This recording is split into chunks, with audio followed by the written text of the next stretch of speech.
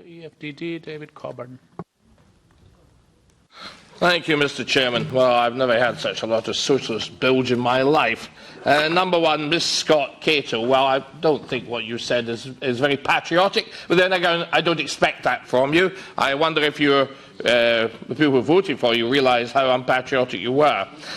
She's not proud of Britain, and she seems to want to have a go at Mr. Banks, who gave money to a campaign out of his own pocket because he believed in something. Well, all I can say is Mr. Soros, who seems to be backing the EU, nobody wants to ask questions about him. Well, perhaps it's time you did, because he's been backing the EU and all their madcap schemes and trying to undermine British democracy, and I believe that he made a great deal of money out of the collapse of the pound.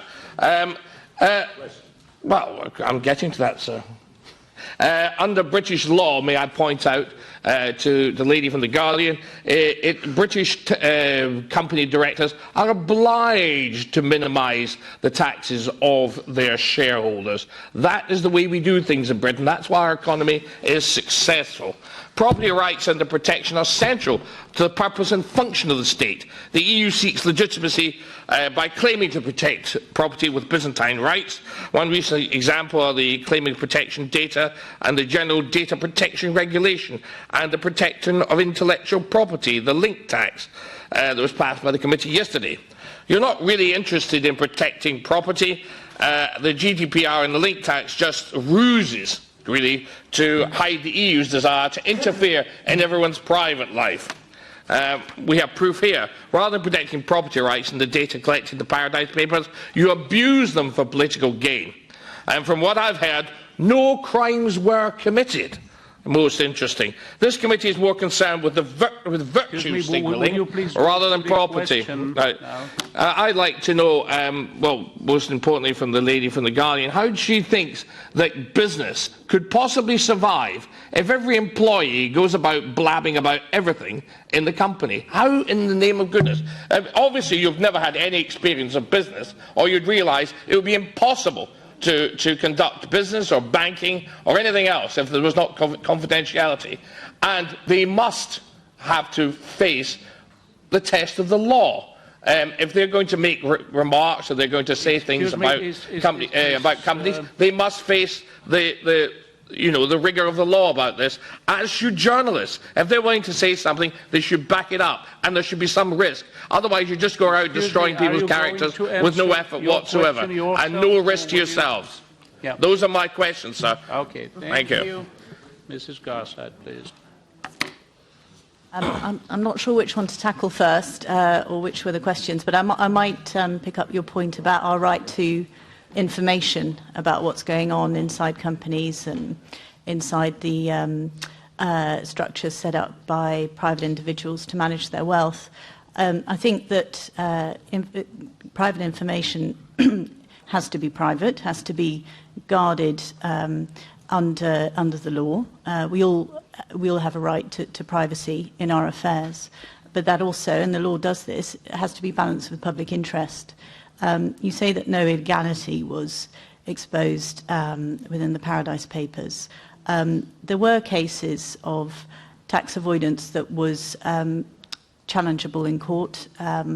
The HM Revenue and Customs is currently scrutinising the scheme that was operating in the Isle of Man that was used to import hundreds of private jets without paying import tax in Europe. So I think there are examples there where tax avoidance was so aggressive to the benefit of already very wealthy individuals that it may have even overstepped the law. We don't know yet. We await the outcome. But yes, certainly we have to be very careful when we're handling people's private data, one, to keep it safe. We have all sorts of measures for doing that.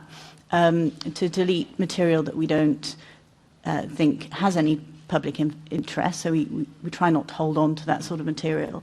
But we also have a duty when we're presented with things that may not be illegal, but that certainly go against what society thinks should happen, that maybe enhance inequality in our society, that the offshore system provides a system that benefits the very wealthy, and we would argue that's at the expense of those who can't afford to use it.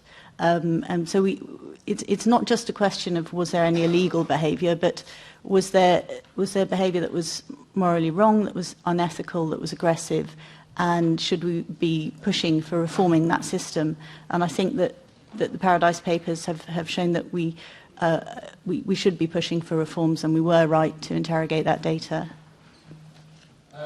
Just come back, as Ms Scott Cato was allowed to come back. That we beyond the time frame and yes, but Ms Scott Cato was allowed. May I ask, Madam, why don't you chase Mr Soros? Why don't you find out what he was doing? And why don't you talk about how much money the British government, taxpayers' money, was squandered trying to keep us in the European Union, sir?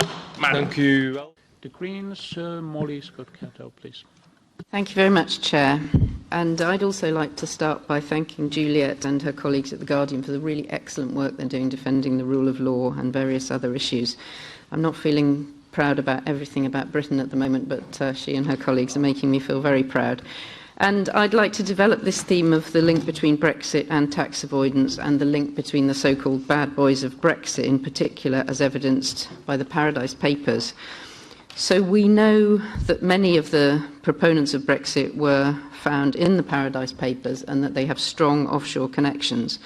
Aaron Banks, for example, I'm actually his MEP, that's a rare honour, favours tax havens including the Isle of Man, Gibraltar and the British Virgin Islands. Jacob Rees-Mogg, I'm also his MEP.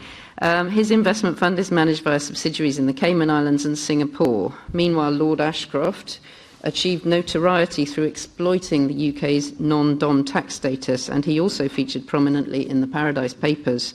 So I'd like to ask you, Juliet, what's your assessment of the link between these bad boys of Brexit and the Paradise Papers? Do you think there is a link between their interests in making sure that the UK leaves the European Union and their interests in tax havens? And is this what they really mean by taking back control?